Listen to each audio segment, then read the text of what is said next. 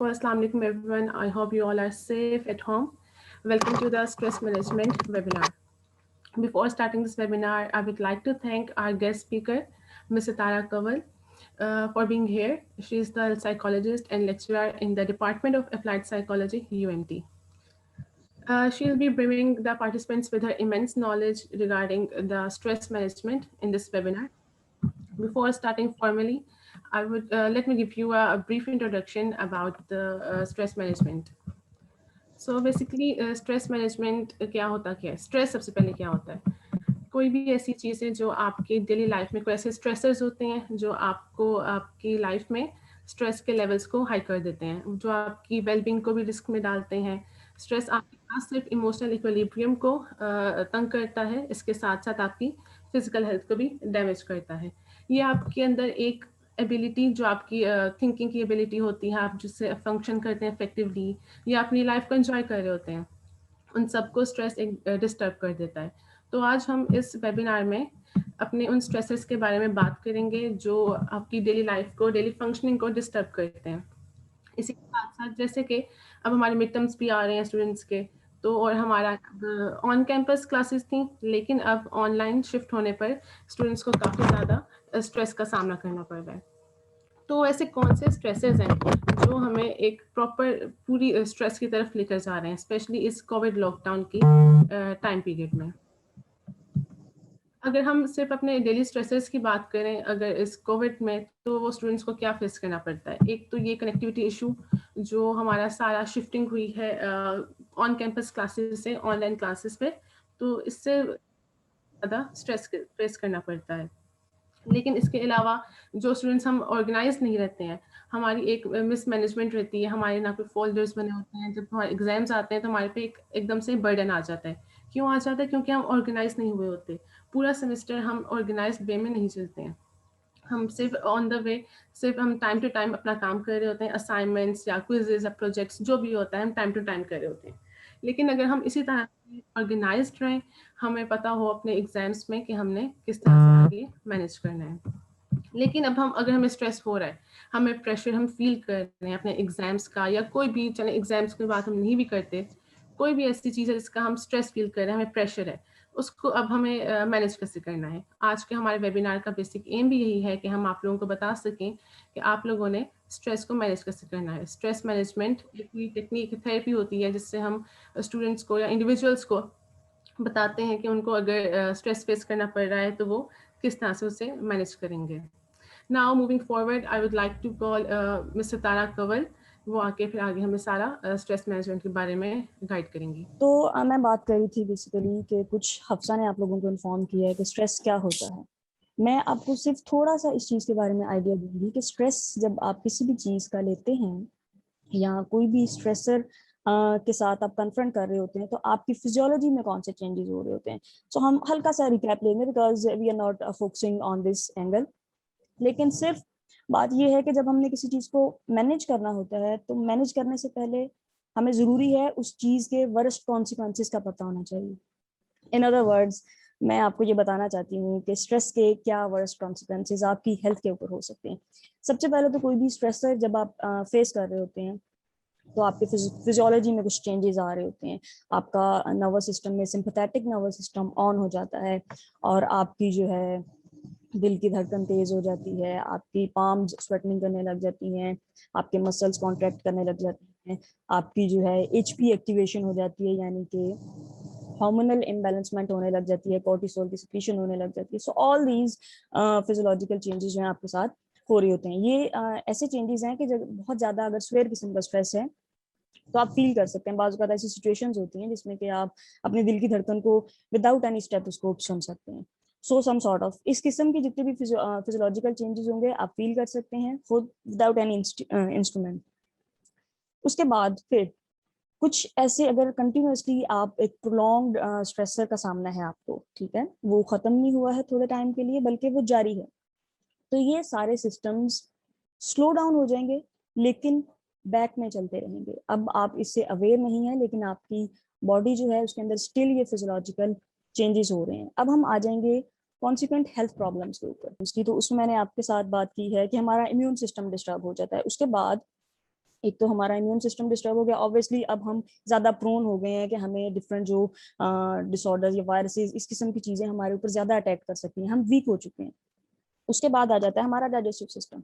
सबसे पहले जब आप किसी भी स्ट्रेस के साथ कन्फ्रंट कर रहे हो, तो किसी स्ट्रेसफुल सिचुएशन में होते हो, तो आपका स्टमक अपसेट हो जाता है। So abdominal pains, abdominal cramps, constipation, diarrhoea, ये सारी चीजें आपकी। और अगर हम मजीद जाएंगे, अगर आप मजीद उस स्ट्रेस को कन्फ्रंट करेंगे, तो अल्सर्स तक जो है ह्यूमन बींग्स चले जाते हैं। उसके बाद हमारे पास जो रेस्पिरेटरी, अगर हम सिस्टम की बात करते हैं, तो हमारा रेस्पिरेटरी सिस्टम भी इससे इफेक्ट हो रहा होता है स्ट्रेस से। बाज़ औक़ात हम अस्थमा की तरफ चले जाते हैं, ठीक है। देन हमारे पास जो एक बहुत सीरियस किस्म की डिजीज या डिसऑर्डर हम जिसको कह लें, कार्डियोवैस्कुलर डिजीजेस, स्ट्रेस की वजह से। स्ट्रेस उसका एक बहुत बड़ा रिस्क फैक्टर है कि हम किसी भी हार्ट डिजीज में, क्रोनरी हार्ट डिजीज में, हाइपरटेंशन में, ये चीज़ों का हम शिकार हो सकते हैं। और मजीद वरस्ट कैंसर तक हमारी बात जा सकती है। सो ये तमाम कंडीशंस, मेरा बताने का मकसद सिर्फ ये था कि स्ट्रेस जो है, इसको आपने लाइट नहीं लेना, और इसको टाइम पर ही आपने सॉर्ट आउट करना है, इसको मैनेज करना है। और अब हम चलते हैं अपने मेन टारगेट के ऊपर।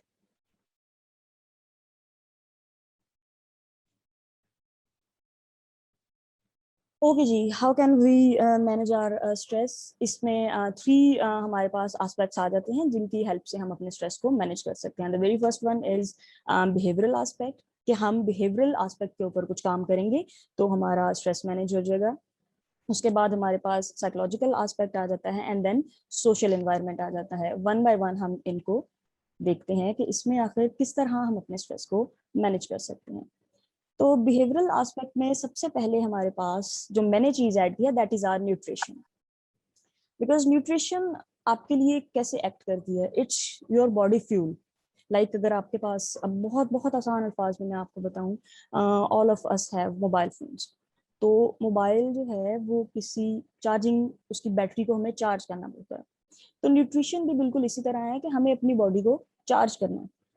अब बहुत कम लोग हैं जिनको के न्यूट्रिशन के बारे में फुली अवेयरनेस होती है कि उन्हें अपनी डाइट में किस किस्म के न्यूट्रिशंस लेने चाहिए, कौन सी न्यूट्रिशंस की उनको ज़रूरत है। तो आपको अपनी डाइट को बैलेंस करना है। अब रमज़ान है, कोविड भी चल रहा है, और ऊपर से आप लोगों के एग्जाम्स भी हैं। तो यहाँ पर हेल्दी डाइट का जो एक फैक्टर है, उसकी और ज़्यादा सिग्निफिकेंस हो जाती है। इसमें सबसे पहले आप लोगों ने क्या करना है, सहरी लाजमी करनी है, ठीक है। सहरी को खाना है, उसको स्किप नहीं करना है। कुछ स्टूडेंट्स ऐसे होते हैं जो सहरी खाते नहीं है, सोए रहते हैं, और अफ्तारी में ज्यादा खा लेते हैं लेकिन सहरी खाएंगे। आपने इस चीज को मॉडिफाई करना है, सहरी लाजमी लेनी है आपने। और कोशिश करनी है कि सहरी में आपके जो मेजर न्यूट्रिएंट्स हैं हमारे, लाइक कार्बोहाइड्रेट्स हैं, और प्रोटीन्स हैं, और फैट्स हैं, इन सबको आपने लाजमी लेना है, ठीक है। तो सहरी बहुत ही एक आपकी कोई अच्छी और हेल्दी चीज़ों पर मुश्तमिल होनी चाहिए, क्योंकि वो सारा कुछ आपने बाकी के तमाम डेज में उसको यूज़ करना है। उसके बाद आ जाता है जी आपका, अच्छा, वाटर इनटेक भी आ जाता है इसमें न्यूट्रिशन में। तो सिर्फ खाने की चीज़ों पर कंसंट्रेट नहीं करना है, आपने अपनी वाटर इनटेक को भी पूरा करना है, क्योंकि आपको भी पता है अब रमज़ान है, तो ऑलमोस्ट 15 आवर्स तक हमारी जो बॉडी है, हम उसको किसी भी किस्म का फूड या वाटर नहीं प्रोवाइड कर रहे। तो फिर हमने कोशिश करनी है कि जिन आवर्स में हम उनको ये चीज़ें प्रोवाइड करेंगे, उसमें उनका लेवल क्या है, उनकी क्वांटिटी क्या है। सो आपने सहरी से पहले ज़्यादा से ज़्यादा पानी पीने की कोशिश करनी है। सहरी खाने के बाद पानी नहीं पीना, बल्कि सहरी से पहले पानी पीने की प्रैक्टिस आम करें। और उसके बाद शाम को जब इफ्तार का वक्त है, तो उसमें भी कोशिश करें कि जो इफ्तार है वो हेल्दी चीज़ों के साथ करें, फ्रूट्स यूज़ करें, वेजिटेबल्स यूज़ करें। ऑयली फूड्स और फ्राइड फूड और जंक फूड ये सब ना करें। इन सारी चीज़ों का आपकी हेल्थ के ऊपर नेगेटिव इफेक्ट आता है नॉर्मली भी, और अभी तो फास्टिंग की सिचुएशन में फिर और ज़्यादा नेगेटिव इफेक्ट आप लोगों को फील होगा। तो आपने क्या कोशिश करनी है कि जंक फूड नहीं लेना इफ्तार में, और आप लोगों ने ऑयली चीज़ें कम से कम यूज़ करनी है, तो हेल्दी डाइट लें, ठीक है। अब हम अपने नेक्स्ट फैक्टर की तरफ आ जाते हैं, दैट इज एक्सरसाइज। तो जी एक्सरसाइज बेसिकली हमारी बॉडी एक मशीन है। और इस मशीन को एक नॉर्मल वे में, अप्रोप्रिएट वे में अगर हम चलाने की कोशिश करें तो ही इसकी फंक्शनिंग जो है वो अप्रोप्रिएट होगी और ये एक ऑप्टिमल लेवल के ऊपर हमें परफॉर्मेंस दे पाएगा। तो उसके लिए जरूरी है कि आप अपनी फिजिकल एक्टिविटी को इंक्रीज करें, डेली अपनी रूटीन सेट करें कि आप किसी ना किसी किस्म की एक्सरसाइज में इंडल्ज हों। अब रमज़ान की सूरत हाल में आप ऐसा कर सकते हैं कि आप सहरी के बाद थोड़ी वॉक कर सकते हैं, ठीक है, और सहरी और इफ्तार के बाद भी वॉक कर सकते हैं, घंटा 1.5 घंटे का गैप के बाद। और उसके बाद आप दिन में भी किसी टाइम में वॉक कर सकते हैं। तो जो भी आपको अप्रोप्रिएट टाइम लगता है उसमें वॉक करनी है। I am just suggesting walk, क्योंकि आप लोग रोजा भी रख रहे होते हो, ठीक है, तो रोजे के साथ सिर्फ वॉक करें, किसी भी किस्म की इंटेंस किस्म की एक्सरसाइज करने की जरूरत नहीं है। देन हमारे पास जो एक बहुत ही इंपॉर्टेंट फैक्टर है, दैट इज प्रोक्रेस्टिनेशन। प्रोक्रेस्टिनेशन एक ऐसा इशू है जो सिर्फ स्टूडेंट का नहीं है, ये हम सबका है, ठीक है, क्योंकि हम कोई भी टाइम करना जो उसका एग्जैक्ट, अगर कहते हैं ना कि किसी काम को करने का एग्जैक्ट और राइट टाइम क्या है, तो वो उसका अभी होता है, राइट नाउ। लेकिन हम क्या करते हैं, हम उसको प्रोक्रेस्टिनेट करते हैं। अब अगर मैं स्टूडेंट्स की एग्जांपल दूं, तो स्टूडेंट्स की प्रोक्रेस्टिनेशन सिर्फ ये नहीं है कि आज असाइनमेंट मिली है तो कल कर लेंगे। स्टूडेंट की प्रोक्रेस्टिनेशन क्लास क्लास से स्टार्ट हो जाती है। मींस आपकी कोई भी क्लास सेट थी, फॉर एग्जांपल 10 to 11 की स्लॉट में आपकी कोई क्लास है, आपने क्लास ज्वाइन की है। अब आप उस क्लास को ज्वाइन करने के बाद उस क्लास की वजह से बाउंड भी हैं कि आपकी ये क्लास है और आप उसको अटेंड करके बैठे हुए हैं। लेकिन अगर आप मेंटली वहां पे प्रेजेंट नहीं है और आप सोच रहे हैं कि किसी भी लेटर जो रिकॉर्डिंग शेयर होगी आप तब कर लेंगे, आप थोड़ा पेपर के करीब जाके पढ़ लेंगे, ठीक है, तो ये प्रोक्रेस्टिनेशन आपकी क्लासरूम से स्टार्ट होगी है। वो 1 घंटा आपका वेस्ट होगा, क्योंकि आपके माइंड में ये चीज है कि आपकी क्लास है और आपको एटलीस्ट वहां पर स्टे करना है, ठीक है। और इस तरह यहाँ से फिर आपकी प्रोक्रेस्टिनेशन, फिर आपके पास एक बंडल बन जाता है असाइनमेंट्स का, क्विजेस का, कंटेंट का, जिसको कि फिर आप मैनेज नहीं कर पाते हो और फिर स्ट्रेस होता है, ठीक है। तो यहाँ से प्रोक्रेस्टिनेशन कम करनी है। जो आपको टाइम दिया जाता है, लाइक अगर 10 to 11 की स्लॉट में आपकी क्लास है, तो आपने कोशिश करनी है कि 10 to 11 में जो कॉन्सेप्ट आपको समझाया जा रहा है उस कॉन्सेप्ट को उसी आवर में क्लियर करें, उसको बाद के लिए मत छोड़ें। अगर क्लियर नहीं हो रहा तो क्वेश्चनिंग करें, लेकिन आपने वो कॉन्सेप्ट तभी समझना है जबकि उसका टाइम एलोकेटेड है। ये इन अदर वर्ड्स आपकी रिस्पॉन्सिबिलिटीज को कम किया गया है। हम सारा कंटेंट जो है आपको एक ही बार नहीं दिया जाता, लेकिन स्टूडेंट्स क्या करते हैं कि प्रोक्रेस्टिनेशन की वजह से फिर वो सारा कंटेंट उनको एक ही बार पढ़ना पड़ता है। That is a real stressful situation. वो सिर्फ आपके लिए नहीं है। अगर हम भी एज अ फैकल्टी मेंबर या एज रिसोर्स पर्सन, अगर मुझे कोई 12 to 13 चैप्टर्स कंप्लीट करवाने हैं और मैं वीकली क्लासेस ना लूँ, कोई एक दिन रखूँ और उसमें मैंने क्लासेस लेनी है, तो आप लोग सोच सकते हैं कि फिर ऑब्वियसली ये मेरे लिए भी बहुत स्ट्रेसफुल सिचुएशन होगी और मुश्किल होगा इसको मैनेज करना, ठीक है। उसके बाद आ जाता है हमारे पास very important factor for everybody, that is time management. तो अपने टाइम को मैनेज करें। जो टाइम जिस चीज के लिए एलोकेट होता है वो उसी में अगर आप काम करें तो इट्स बेटर। और उसमें फिर आप क्या कर सकते हैं, अपना टाइम टेबल बना सकते हैं, टू डू लिस्ट बना सकते हैं, अपनी प्रायोरिटी सेट कर सकते हैं। जब आपका सेमेस्टर स्टार्ट होता है ना, तो उधर से ही अपनी ऑर्गेनाइजेशन स्टार्ट कर लिया करें। ऑर्गेनाइज्ड वे में जितना ज्यादा आप काम करेंगे उतने ज्यादा चांसेस हैं कि आप स्ट्रेस का शिकार ना होंगे और आपके पास कोई भी बैकलॉग मौजूद नहीं होगा, ठीक है। नेक्स्ट हमारे पास आ जाता है sleep regulation. Sleep is very very important factor in this regard. और क्योंकि स्लीप भी, इन अदर वर्ड्स, हम हमारी बॉडी तमाम दिन हम काम करते हैं, हम जागते हैं, हमारे सारे फंक्शंस, हमारे सारे सिस्टम्स ऑन होते हैं, वो काम कर रहे हैं, मुसलसल काम कर रहे हैं, उन्हें रेस्ट की जरूरत है।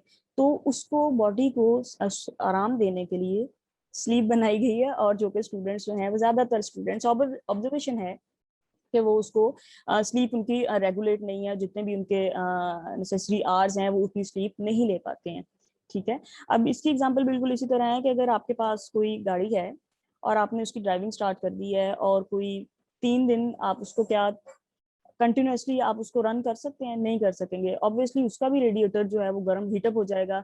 कोई भी आपके पास चीज आती है, अगर आपके पास मोबाइल है, आपके पास लैपटॉप है, कोई भी ऐसी चीज, अगर हम टेक्नोलॉजी की भी बात करते हैं, तो उसको भी जब आप ज्यादा देर के लिए यूज कर रहे हो तो वो हीटअप हो जाती है, आपको उसको थोड़ी देर के लिए साइड पे रखना पड़ता है, ठीक है।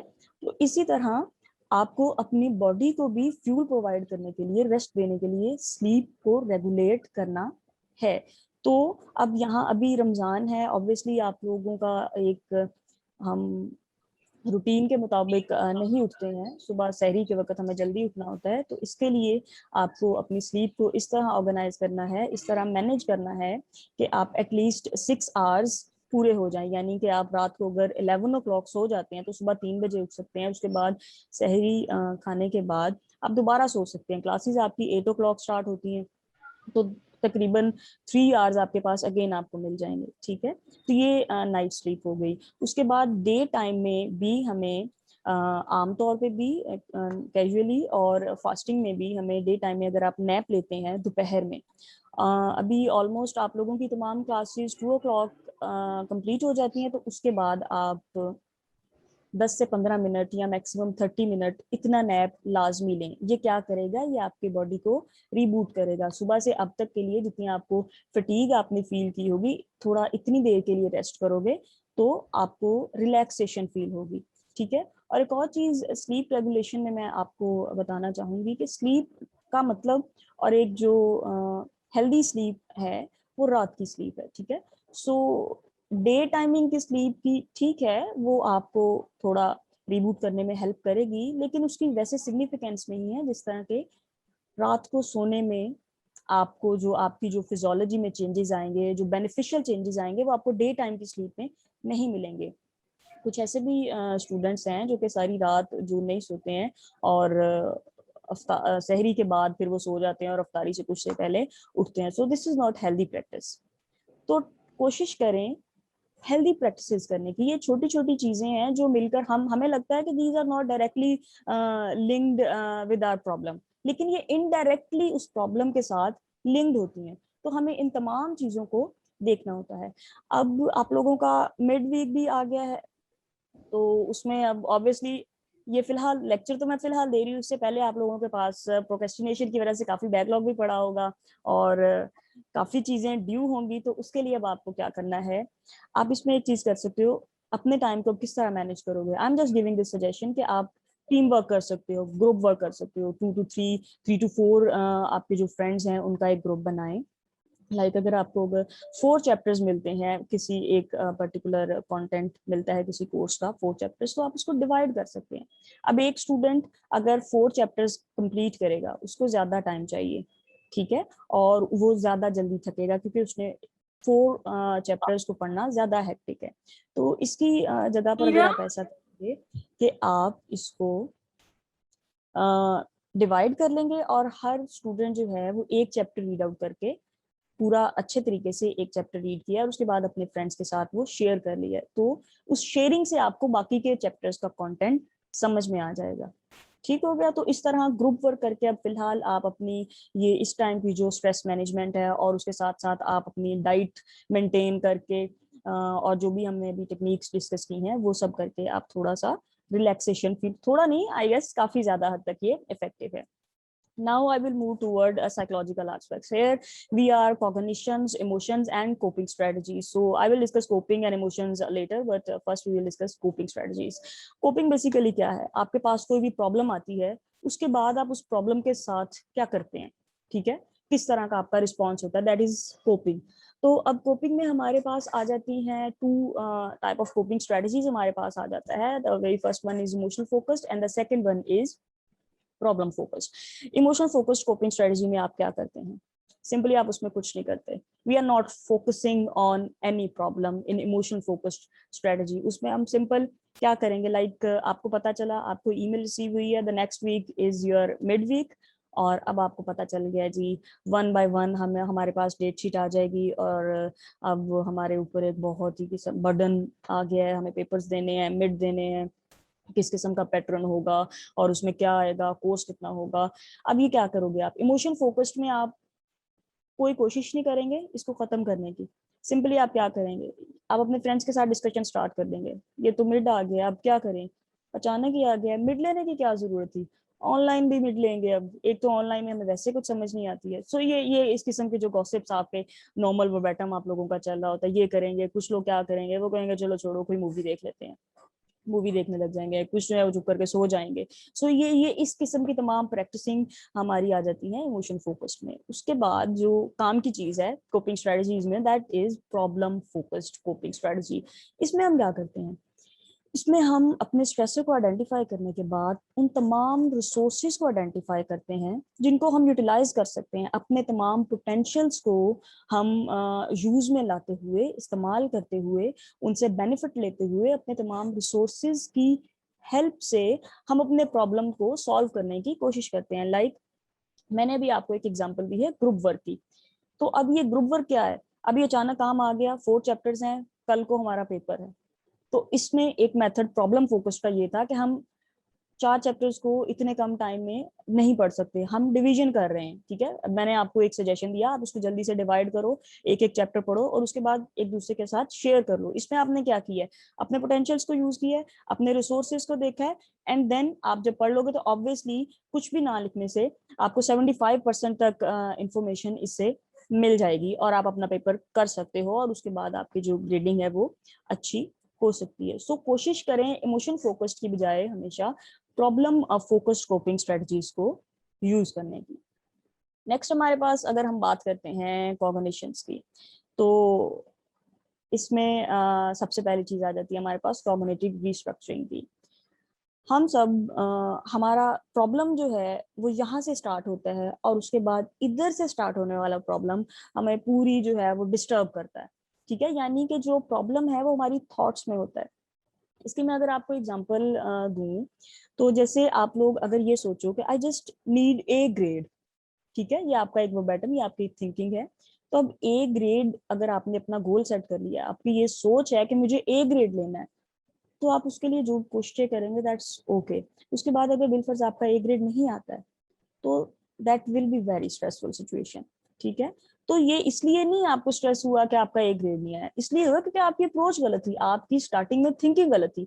आपने अपनी उस थिंकिंग को मॉडिफाई करना है। देखिए कॉग्निटिव रिस्ट्रक्चरिंग की जब हम बात करते हैं तो इसमें अब डेली हमारे पास इतने प्रॉब्लम्स होते हैं, हमने इतनी चीजों को डील करना होता है, तो बार बार आप किसी भी थेरेपिस्ट के पास नहीं जा सकते कि भाई मैं ये कॉग्निटिव रिस्ट्रक्चरिंग कर दो, मुझे ये प्रॉब्लम है।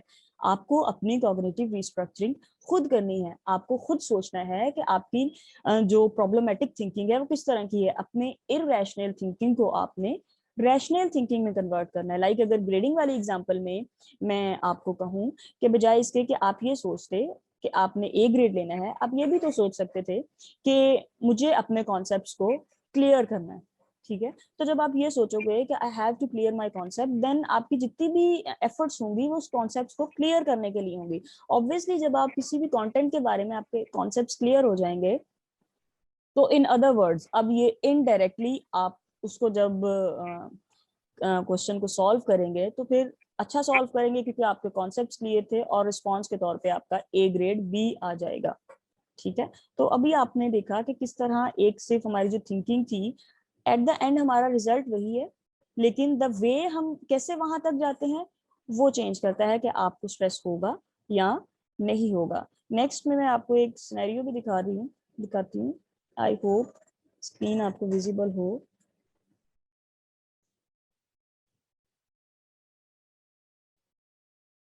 ये अब इसमें एक लड़की है जो कि उसका टेस्ट चेक होके वापस आया and she just like to hate, वो नहीं देखना चाहती उसको। अब वो होप कर रही है कि उसको ए तो नहीं मिला होगा, मे बी डी माइनस मिला हो। सो अब ये जो उसकी थिंकिंग थी कि जो मुझे डी माइनस मिलेगा, अब चाहे उसमें डी माइनस मिला है या नहीं मिला हो, चाहे उसके पीछे लॉट्स ऑफ फैक्टर्स हो डी माइनस के, उसका अपना कोई इसमें ऐसे इतना रोल ना हो। ठीक है, कुछ अदर फैक्टर्स भी हो सकते हैं, लेकिन यहाँ पर सिर्फ इस थिंकिंग की वजह से उसकी जो बॉडी है, उसका जो इम्यून सिस्टम है वो डिस्टर्ब हो गया है, उसमें केमिकल्स का अब बैलेंसमेंट स्टार्ट हो गई है। ठीक है, तो आपने क्या करना है, ये सब नहीं करना, तो कॉग्निशंस अपनी उनको रिस्ट्रक्चर करना है, पॉजिटिव वे में सोचिए, पॉजिटिव थिंकिंग रखें। जितना ज्यादा आप अपने जो थिंकिंग है, कॉग्निशंस हैं, उनको रैशनल रखेंगे, लॉजिकल रखेंगे, उतने ज्यादा चांसेस हैं कि आपको लेटर फिर एज कॉन्सिक्वेंस स्ट्रेस नहीं फील करना पड़ेगा। ठीक है जी। नेक्स्ट हमारे पास जो कुछ कॉमन टेक्निक्स, थर्ड वाला हमारा जो पार्ट था, दैट इज सोशल सपोर्ट, या दिस इज आवर सोशल और एनवायरमेंटल एस्पेक्ट। तो जी, social support is also very important. और सोशल सपोर्ट में आप अपने आपको फ्रेंड्स से हेल्प ले सकते हैं, अपनी फैमिली से हेल्प ले सकते हैं, अपने टीचर से हेल्प ले सकते हैं। और सोशल सपोर्ट की फिर डिफरेंट अगर टाइप्स होती हैं, हम इनकी टाइप्स में तो नहीं जाएंगे, लेकिन सिंपली जस्ट ये है कि जितना ज्यादा आपको सोशल सपोर्ट मिलता है उतना ज्यादा चांसेस होते हैं कि आप अपने स्ट्रेस को इजीली मैनेज कर सकें और उसको खत्म कर सकें। तो आपने खुद भी कोशिश करनी है कि आप दूसरों को अपनी सपोर्ट प्रोवाइड करें। तो ऑब्वियसली जब आप प्रोवाइड करें तो फिर रिस्पॉन्स में आपको भी लोग हेल्प आउट करेंगे, और इस तरह इस सोशल सपोर्ट की हेल्प से आप अपने स्ट्रेस को डील आउट करने में मदद मिलेगी आपको। नेक्स्ट हमारे पास अब कुछ बहुत कॉमन सी टेक्निक्स हैं जिनको कि हम यूज कर सकते हैं लॉन्ग रन के लिए, कि हम स्ट्रेस से दूर रह सकें। उसमें सबसे पहले आ जाता है हमारे पास ऑप्टिमिस्टिक लाइफ ओरिएंटेशन। देखिए, लाइफ ओरिएंटेशन टू टाइप्स की होती है। The first is pessimistic and the second is optimistic. तो पेसिमिस्टिक में हमारी सारी नेगेटिव थिंकिंग और ये सब होता है, जबकि जो पॉजिटिव है हमारे पास ऑप्टिमिस्टिक अप्रोच है, उसमें हर चीज का पॉजिटिव एस्पेक्ट हम देखते हैं। सो कोशिश करें कि कोई भी आपके पास एक्सपीरियंस आपके साथ होता है, डिफरेंट इवेंट्स होते हैं, तो आपने उसमें से पॉजिटिविटी को एक्सपेक्ट करना है, ठीक है, नेगेटिविटी की तरफ नहीं जाना है। ठीक है, जितना ज्यादा आप पॉजिटिव चीजों की तरफ जाएंगे, जितना ज्यादा पॉजिटिव अप्रोच रखेंगे टुवर्ड योर लाइफ, उतने ज्यादा चांसेस हैं कि आप स्ट्रेस को फील नहीं करोगे, या अगर फील करोगे तो उसे मैनेज कर सकोगे, उसको खत्म कर सकोगे। नेक्स्ट हमारे पास जो टेक्निक है that is friends and family. आप इनके साथ अपना टाइम स्पेंड कर सकते हैं, दोस्तों के साथ टाइम स्पेंड करें। कोविड की सिचुएशन है, आप मिल नहीं सकते हैं तो it's not a big deal, आप कॉल कर सकते हैं, वीडियो कॉल कर सकते हैं। आप अपनी फैमिली के साथ टाइम स्पेंड करें, अपने सिबलिंग्स के, अपने बहन भाइयों के साथ टाइम स्पेंड करें, पेरेंट्स के साथ टाइम स्पेंड करें। तो ये जो आपके जो भी प्रॉब्लम्स हैं उनके साथ डिस्कस करें, मे बी कोई और आपके प्रॉब्लम का सोल्यूशन आपको बता दे, ठीक है। उसके बाद एक और भी चीज आ जाती है that is very interesting, fun enjoyment. अपनी लाइफ के अंदर फन लेकर आए, एंजॉयमेंट लेकर आए। ये आपको थकने नहीं देती है, ठीक है। ये आपको स्ट्रेसफुल सिचुएशन में होने के बावजूद आपको स्ट्रेस फील नहीं होता है। आप उस तरह से स्ट्रेस को अपने माइंड में यहाँ पर एक जो चीज बिठा लेते हैं ना कि I am under a stressful situation, तो फन और एंजॉयमेंट का अगर कंपोनेंट आप अपनी लाइफ में ऐड करेंगे तो ये चीज आप फील नहीं करोगे। जैसे मैं भी आपको एग्जांपल दूं कि जब कोई भी ट्रिप हम ऑर्गेनाइज करते हैं तो 2 to 3 डेज, तो वो 2 to 3 डेज हमारे काफी हेक्टिक रूटीन होती है, जिसमें कि हम काफी ज्यादा डिस्टेंस को कवर कर रहे होते हैं। हमारा कोई ऑलमोस्ट डे में कोई 8 to 9 आवर्स तक की ट्रेवलिंग हो रही होती है, और ऑब्वियसली जिस किस्म की हमारी अपनी कंफर्ट जोन घर में होती है, हमारे बेडरूम में होती है, वैसी कंडीशंस हमें कहीं भी दूसरी जगह जाके नहीं मिलती, कैंपिंग जहाँ पर भी हम करते हैं। लेकिन उसके बावजूद क्योंकि वहां पर फन है, वहां पे एंजॉयमेंट है, तो क्या होता है, हमें वो सिचुएशन हेक्टिक फील नहीं होती है। हम उसमें हैप्पीनेस फील कर रहे होते हैं, हम खुश हो रहे होते हैं, हम थक भी रहे होते हैं, लेकिन उसके बावजूद हमें एक एक्साइटमेंट हो रही होती है। सो ये जस्ट एक एग्जांपल मैं आपको दे रही हूँ कि अगर आप अपनी लाइफ में फन और एंजॉयमेंट का कंपोनेंट ऐड कर लेंगे तो लेटर फिर आपको जो भी स्ट्रेसर्स होंगे वो इस तरह आपको इफेक्ट नहीं कर सकते। ये तमाम जो टेक्निक्स मैं आपको बता रही हूँ ये आपके लिए एक शील्ड है, ठीक है। तो शील्ड यहाँ पर है, और कोई भी स्ट्रेसर जब इधर से आएगा तो वो इस शील्ड में टकराएगा।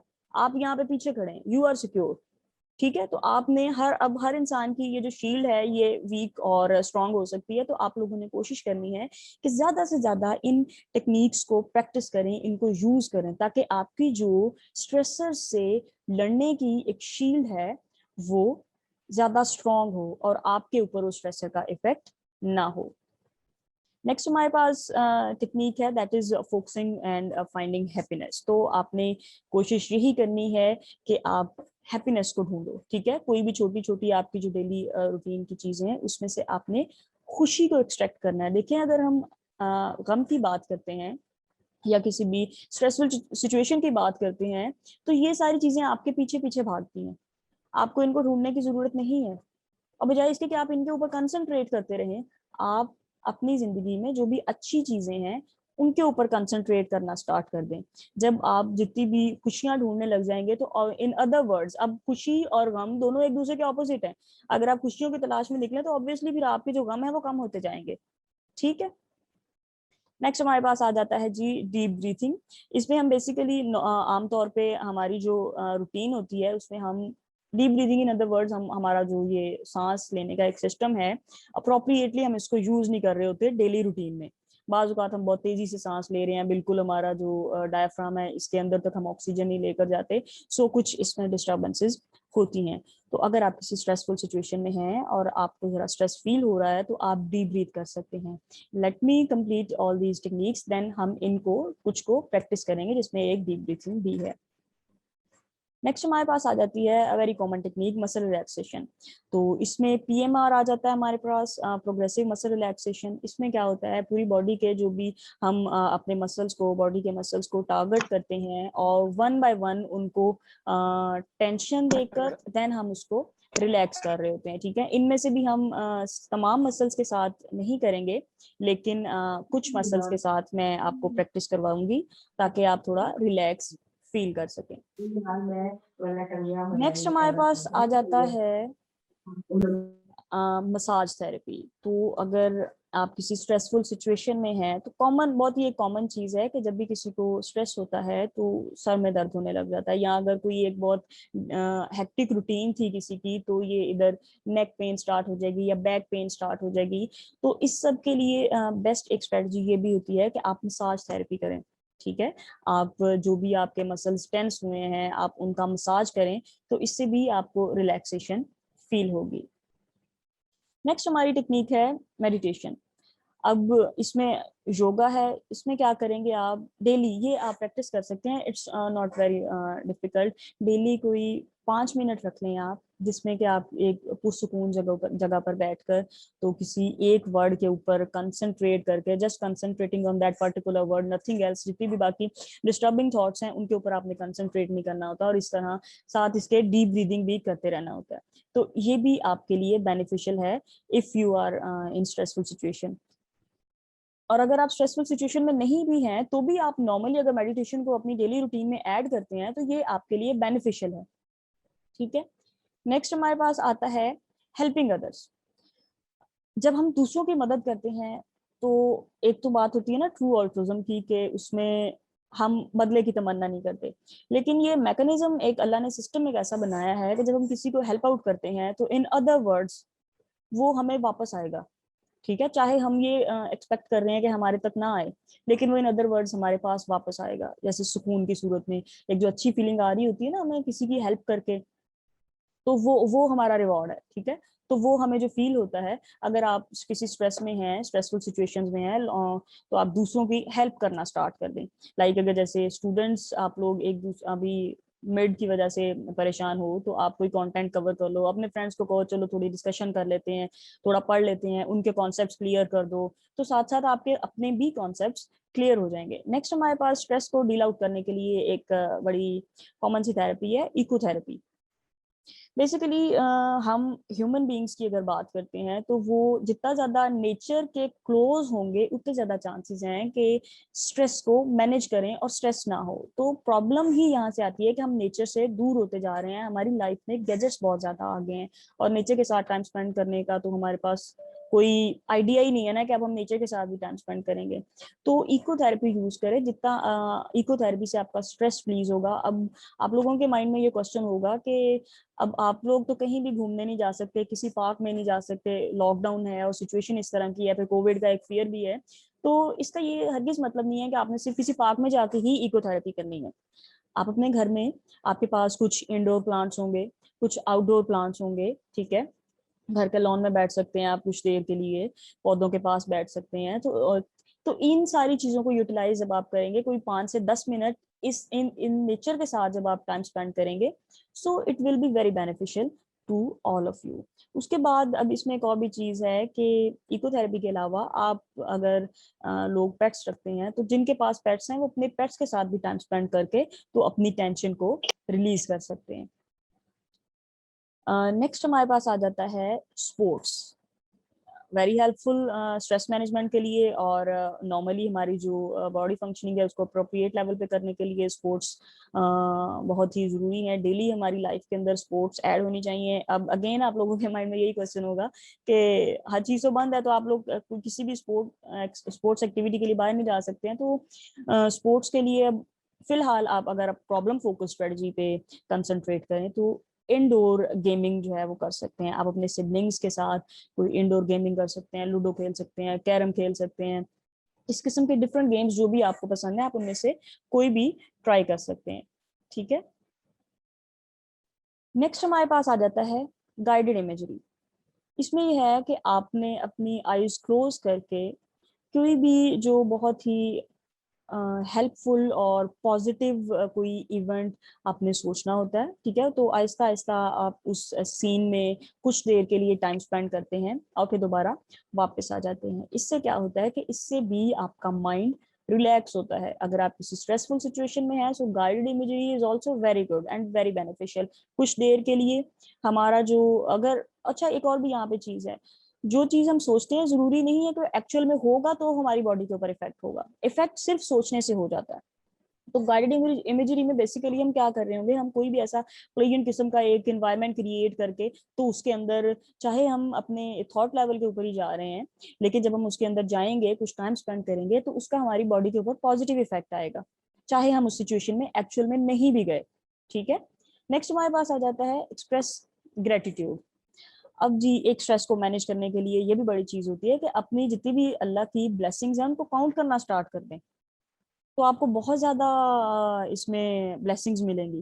लाइक अगर आप सुबह को उठते हैं तो सुबह को उठने पर भी आप ग्रेटिट्यूड शो कर सकते हैं क्योंकि आपको एक नया दिन मिला है। ये भी हो सकता था कि वो नया दिन हर एक इंसान को नहीं मिला, कुछ लोग पिछले दिन में चले गए इस दुनिया से। ठीक है, तो अब आपको एक नया दिन मिला है अपनी फैमिली के साथ टाइम स्पेंड करने के लिए, अपने फ्रेंड्स के साथ टाइम स्पेंड करने के लिए, जिंदगी में कुछ नया करने के लिए, कुछ मजीद आपके जो भी गोल्स हैं उनको पूरा करने के लिए एक न्यू डे आपको मिला है। उसके बाद इसमें अब ग्रेटिट्यूड में इट्स नॉट जस्ट सिर्फ अल्लाह के साथ नहीं है ये, बल्कि आप अपने फ्रेंड्स को एक्नॉलेज करें, अपने पेरेंट्स को एक्नॉलेज करें, अपनी फैमिली को एक्नॉलेज करें। जो भी आपके साथ लोग डील करते हैं उन सबको आप ग्रेटिट्यूड शो कर सकते हैं अगर उनमें से कोई भी आपके साथ कुछ भी अच्छा करता है। ठीक है, नेक्स्ट आ जाता है जी हमारे पास सिंपल लाइफस्टाइल। जितनी ज्यादा आप अपनी लाइफ को सिंपलिसिटी की तरफ लेकर आएंगे उतने ज्यादा चांसेस हैं कि आप स्ट्रेस से दूर रहेंगे। ठीक है, स्ट्रेस को मैनेज करना आसान होगा जितना ज्यादा आपका लाइफस्टाइल सिंपल होगा। तो कोशिश करें कि अपनी जिंदगी को सिंपल करें। ठीक है, तो जितना ज्यादा लग्जरियस लाइफस्टाइल की तरफ आप जाएंगे उतना ज्यादा चांसेस हैं कि आप किसी भी स्ट्रेस का शिकार, बल्कि किसी चांसेस नहीं है, मेरा ख्याल है कि अप्रूव बात है कि जब आप लग्जरियस लाइफस्टाइल की तरफ जाते जाएंगे तो फिर प्रॉब्लम्स ज्यादा होती जाएंगी। तो इसलिए बेटर है कि आप अपने सिंपल लाइफस्टाइल की तरफ आए। नेक्स्ट हमारे पास जो बड़ी कॉमन एक टेक्निक है दैट इज कनेक्टेडनेस विद अल्लाह। ठीक है, इसमें अब क्या करना है आपने, ऑब्वियसली मैंने जितनी भी पहले डिस्कशन की है, एक्सरसाइज, न्यूट्रिशन, स्लीप, ये सब हमारी फिजियोलॉजी की जरूरत थी। ठीक है, हमारी बॉडी की जरूरत थी। अब जैसे आप सब लोगों को पता है कि हम सिर्फ हमारे पास ये बॉडी नहीं है बल्कि इस बॉडी के अंदर एक सोल भी है। ठीक है, तो उस सोल का भी कोई फ्यूल है। तो ये जो कनेक्टेडनेस विद अल्लाह है that is the fuel of our soul. तो कोशिश करनी है आपने कि अल्लाह के साथ भी टाइम स्पेंड करें, अल्लाह के साथ फ्रेंडशिप करें, अल्लाह के साथ दोस्ती करें। If you are facing some problem, go to Allah, talk to Allah. If you need something then again you have to talk to Allah, because in normal practicing ऐसा होता है कि ह्यूमन बींग्स की जब हम बात करते हैं तो सारे ह्यूमन बींग्स हमेशा के लिए हमारे पास मौजूद नहीं होते हैं। बाज़ औक़ात हमें किसी दोस्त की जरूरत होती है तो वो अपने किसी काम में बिजी है, या हमें किसी बहन भाई की जरूरत है, या हमें किसी पेरेंट्स अपने पेरेंट्स में से किसी की जरूरत है, बट दे आर बिजी। लेकिन यहाँ पर अब ये फैक्टर है कि अल्लाह हमेशा हमारे पास मौजूद है। अल्लाह के साथ अपनी कनेक्टेडनेस को जिस हद तक आप बेटर करते जाएंगे उतने ज्यादा चांसेस हैं कि आप स्ट्रेस से बाहर आते जाएंगे। तो वो जो मैंने एक बात की थी कि एक शील्ड है, तो ये तमाम टेक्निक्स आपकी उस शील्ड को स्ट्रॉन्ग करती हैं, बहुत स्ट्रॉन्ग करती हैं। बाज़ औक़ात इतना स्ट्रॉन्ग करती हैं कि स्ट्रेसर इधर इस शील्ड के साथ रिएक्ट कर रहे होते हैं, लेकिन दूसरी साइड पर आप फील भी नहीं कर पा रहे होते कि कोई स्ट्रेसर आपकी शील्ड के ऊपर अटैक कर रहा है। तो ये तमाम कुछ कॉमन और बहुत आसान किस्म की प्रैक्टिसेस हैं जिनको कि आप अपनी डेली लाइफ में कर सकते हैं और इससे स्ट्रेस को थोड़ी मैनेज कर सकते हैं। अब टाइम है हमारे पास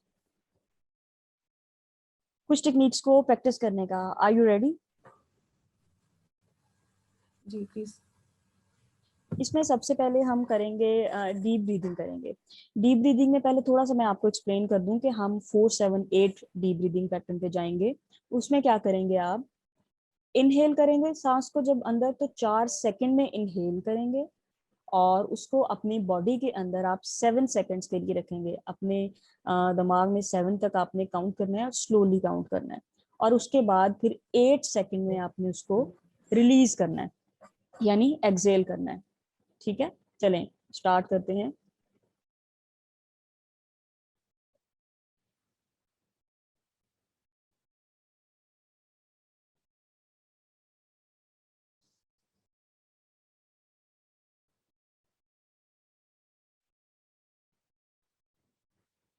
ये जो प्रैक्टिस है ये फर्स्ट टाइम पे करने पे आपको एज इसका इतना इफेक्ट नहीं नजर आएगा, लेकिन इसमें आपने क्या करना है कि ये प्रैक्टिस आप डेली 3 to 5 टाइम्स जब करेंगे तो सिर्फ 2 to 3 डेज में आपकी बॉडी इसको अडॉप्ट कर लेगी। और जब एक बार आप अडॉप्ट हो जाएंगे इसके साथ, तो उसके बाद फिर इसके बेनिफिशियल इफेक्ट्स आपको मिलने स्टार्ट हो जाएंगे। ठीक है, तो ये हमारा एक डीप ब्रीदिंग का, आई होप आप लोगों ने ये सब प्रैक्टिस डीप ब्रीदिंग की अभी मेरे साथ की होगी। तो नेक्स्ट प्रैक्टिस पे चलें हम।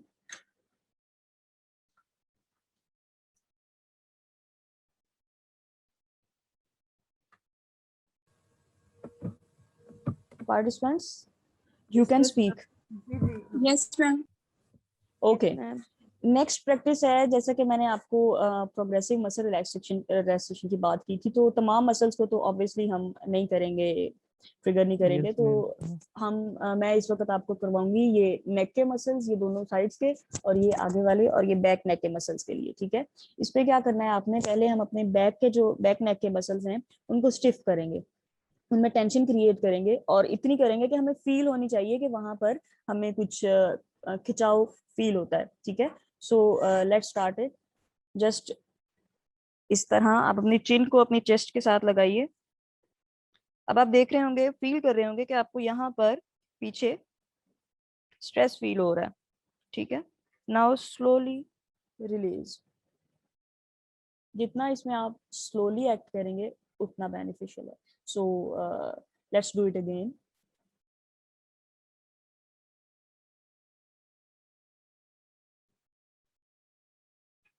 Now relax. इसी तरह हम आगे वाले मसल्स को भी जब टारगेट करेंगे तो उसके लिए अब हम अपने सर को थोड़ा पीछे की तरफ लेके जाएंगे, you. Now you may feel tension here. ठीक है, नाउ रिलीज स्लोली।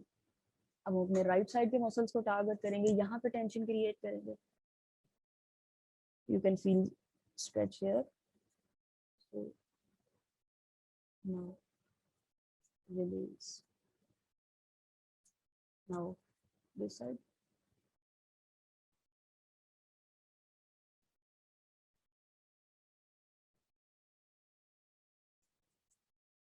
इस तरह आपने उसको स्लोली रिलैक्स करना है। ये बेसिकली हम टारगेट कर रहे थे सिर्फ आपके नेक मसल्स के लिए। ठीक है जी, participants, did you practice this technique? Yes. Yes, ma'am. Yes, ma'am. Yes, ma'am. Okay, Yes, अब ma'am. हमारे पास जो नेक्स्ट टेक्निक है जिसको हम प्रैक्टिस करेंगे, जिसको कभी हमने रीड भी किया है, दैट इज गाइडेड इमेजरी।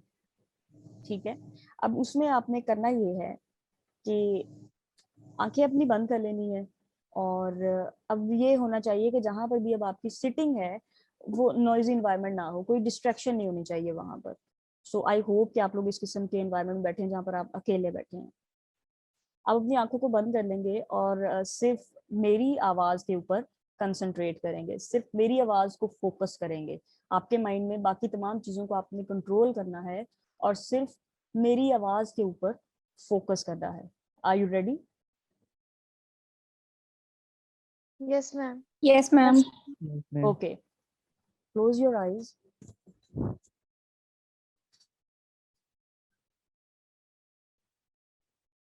हम अपने कमरे में बैठे हुए हैं।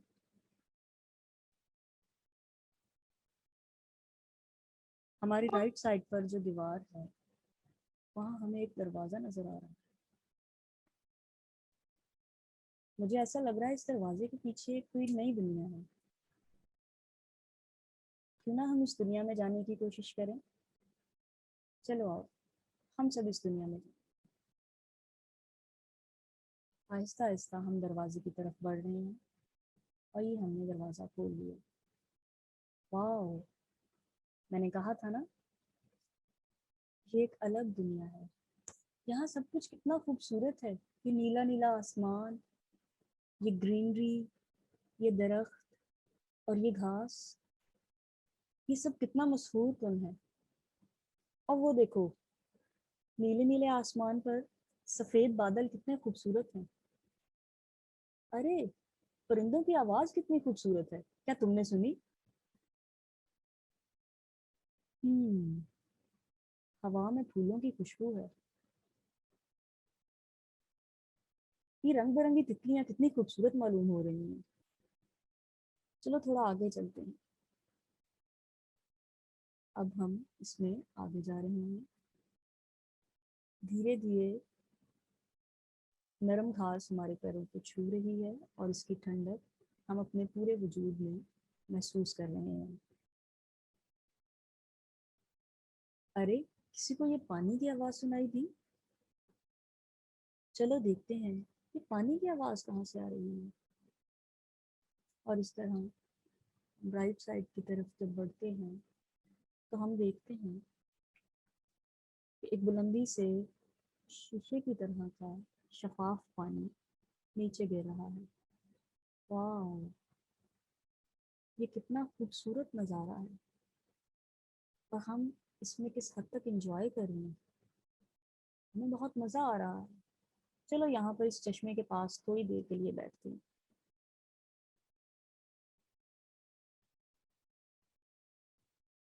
क्यों ना इस चश्मे के पाँव में पाँव पाँव भी डुबो लिए जाएं पानी में।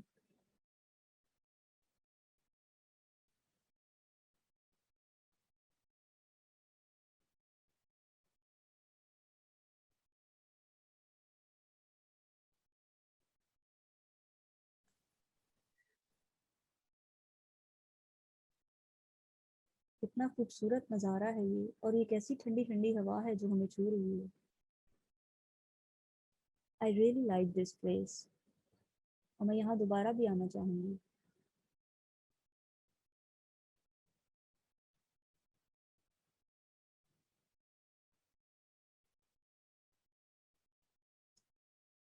चलो आओ अब वापस चलते हैं कुछ देर के लिए।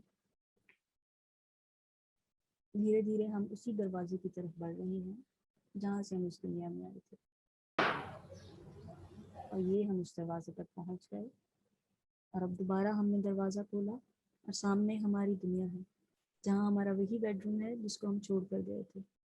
और दोबारा आकर हम अपनी चेयर पे बैठ जाते हैं और हमारी आंखें बंद हैं।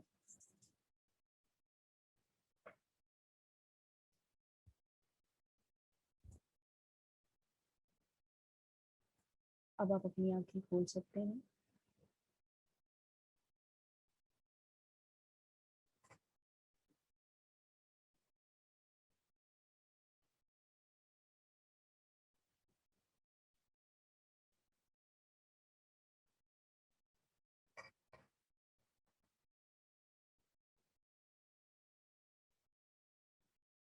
Okay participants, open your eyes please.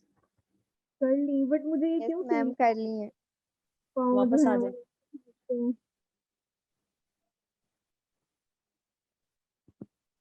So that's all. अभी फिलहाल क्योंकि हमारा लिमिटेड टाइम है तो उसके लिए गाइडेड इमेजरी में जस्ट मैंने आपको एक एग्जांपल दी है कि इस तरह हम किसी भी प्लेजेंट इवेंट हम अपने दिमाग में क्रिएट कर सकते हैं और उसमें जाके थोड़े टाइम के लिए रिलैक्स हो सकते हैं। तो due to time constraint we utilize only 1 to 2 minute, लेकिन एक्चुअल में आप इसको 5 मिनट्स तक लेके जा सकते हैं। Thank you so much, students. Now it's your time to ask any question. Yeah, thank you, Miss, for sharing this useful information. We packed a lot of information in very short time. बाकी techniques वगैरह सब कुछ बहुत ज़्यादा अच्छा। Thank you so much for being here. बाकी हमें कुछ क्वेश्चंस रिसीव हुए हैं तो मैं आपके साथ शेयर कर देती हूँ ताकि आप उनको भी थोड़ा सा कैटर कर दें। मिस, सबसे पहले तो आपको एक हमारे पार्टिसिपेंट का क्वेश्चन है कि मुझे आइडेंटिफाई नहीं होता कि रियलाइज़ नहीं होता है कि मुझे किस चीज़ से स्ट्रेस हो रहा है। शायद पैसिव एग्रेसिवनेस का इशू है। तो इसको हम issue है? कैसे रियलाइज़ कर सकते हैं कि हमें स्ट्रेस ही हो रहा है? ये डिफ़र कैसे किया जा सकता है कि एंग्ज़ायटी है या पैनिक अटैक्स हैं या स्ट्रेस है? देखिए, एंजाइटी और पैनिक अटैक्स जो हैं वो ज्यादा स्वेयर हो जाते हैं, ठीक है। स्ट्रेस जो है वो नॉर्मल कोई भी टेंशन है, कोई प्रॉब्लम है जिसकी वजह से हम डिस्टर्ब हो रहे होते हैं, तो that will be considered as stress. Anxiety के लिए तो फिर हमारे पास हमारे उसमें बिहेवियर ज्यादा चेंज हो जाएंगे, हमारी फिजियोलॉजी में ज्यादा चेंजेस आ रहे होंगे, और उसमें तो फिर हमारे पास एक स्पेसिफिक टाइम ड्यूरेशन है जिसके बाद कि हम ये कह सकेंगे कि हम एंजाइटी डिसऑर्डर हमें हो चुका है, या पैनिक अटैक्स भी बहुत स्वेयर किस्म के होते हैं। तो स्ट्रेस इतना स्वेयर नहीं होता है, ठीक है। तो इसको नॉर्मली अगर आप टेंशन फील करती हैं, जो भी पार्टिसिपेंट हैं ये, तो दैट इज स्ट्रेस। तो आप उसको डील इस तरह कर सकते हैं कि कीनली ऑब्जर्व करें कि किस वक्त आपको क्या परेशानी महसूस हुई थी। तो जिस वक्त हुई है उससे पहले के सारे जो भी इवेंट्स आपके साथ रिसेंटली हुए हैं उनको अपने दिमाग में रखते हुए सोचें कि ऐसा कौन सा मसला था जिसकी वजह से ये सोच आपके दिमाग में आई है और आप प्रॉब्लम का शिकार हुए हैं, या आप थोड़ा जो है अनईजी हुए हैं, ठीक है। तो इट मे बी हेल्पफुल। बाकी we have a question. How can I help a friend who is in stressful situations? Depend करता है कि फ्रेंड्स को स्ट्रेस किस किस्म का है। सो जब भी हमें किसी को हेल्प आउट करना है उसमें ये चीज भी डिपेंड करती है। लाइक मैंने सोशल सपोर्ट की जहाँ बात की थी तो मैंने वहां पे बात की थी कि there are different type of social support, ठीक है। Sometimes we just need to say some kind word to somebody, that will be also considered as social support। लेकिन बाज़ औक़ात हम किसी को financially support कर रहे होते हैं। So if we are concerning to help our friends, then we may know our friends कि जो भी प्रॉब्लम्स हैं कि वो किस किस्म की प्रॉब्लम्स को फेस कर रहे हैं। So according to that problem हम उनको हेल्प आउट कर सकते हैं। सो ये जैसे होता है ना, कंडीशन टू कंडीशन या सिचुएशन टू सिचुएशन हम उसको मॉडिफाई करेंगे, उस सिचुएशन के अकॉर्डिंग हम हेल्प कर सकते हैं। There's another anonymous question. How to handle unwanted thoughts, especially the traumas from childhood that are causing stress or anxiety? ये देखें, ये क्वेश्चन थोड़ा नॉर्मल स्ट्रेस से हट गया है, अब ये थोड़ा क्लिनिकल वाली साइड पे चला गया है, ठीक है। तो इसमें आप यही जो सिंपल मैंने आपको टेक्निक्स बताई हैं, मेडिटेशन कर सकते हैं, ठीक है, और पॉजिटिविटी के ऊपर कंसंट्रेट कर सकते हैं। जब भी आपको इस किस्म की नेगेटिव थॉट्स ट्रिगर कर रही होती हैं तो फौरन आपने अपने ब्रेन में एक मैसेज देना है, I don't want to think in such a way, ठीक है, I have to stop this here. आपने अपने ब्रेन को क्लियरली ये मैसेज देना है कि आपने इस किस्म की चीजें नहीं सोचनी है, दीज आर डिस्टर्बिंग थॉट्स, ठीक है। तो उसमें एक ये भी होता है कि आप अपनी अटेंशन को डाइवर्ट कर सकते हैं। अगर आप बिल्कुल फारिग बैठे हैं तो ऑब्वियसली नेगेटिव थिंकिंग ज्यादा आएगी, तो आप उसमें किसी भी फिजिकल एक्टिविटी में इंडल्ज हो जाए, कोई काम कर लें, ठीक है, और मेडिटेशन करें साथ साथ। लेकिन अगर इन सारी और ये जो नॉर्मल जो मैंने आपको टेक्निक्स बताई हैं, इन सब के बाद भी आप इस चीज को मैनेज नहीं कर पाते हैं और स्टिल उस किस्म की जो थॉट्स हैं वो ट्रिगर कर रही हैं आपके ब्रेन में, तो आप क्या कर सकते हैं, फिर आपका नेक्स्ट स्टेप है कि आप हेल्प सीख कर लें किसी भी प्रोफेशनल क्लिनिकल साइकोलॉजिस्ट से, ठीक है। तो वो फिर आपकी जो भी सिचुएशन होगी उसके अकॉर्डिंग फिर वो आपका एक पूरा मेथड और जो भी स्ट्रेटजी होगी वो स्ट्रेटजी डेवलप करके, तो फिर उसकी हेल्प से वो आपके साथ टेक्निक्स यूज करके तो फिर आप अपने स्ट्रेस को एलिवेट कर सकते हैं। Okay, thank you, Miss. Miss, this last question. क्या stress panic attacks को lead कर सकते हैं? Which sort of stress? Ma'am, this is question.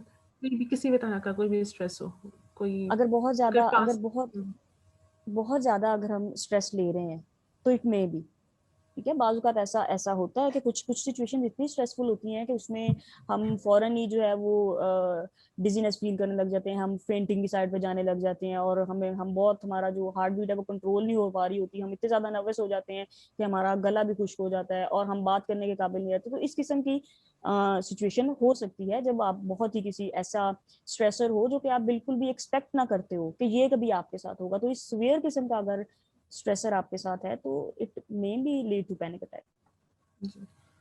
Thank you, Miss, for coming today in this webinar. I hope we have gathered all the questions of participants. आप में से किसी participant का और कोई question है तो you may ask.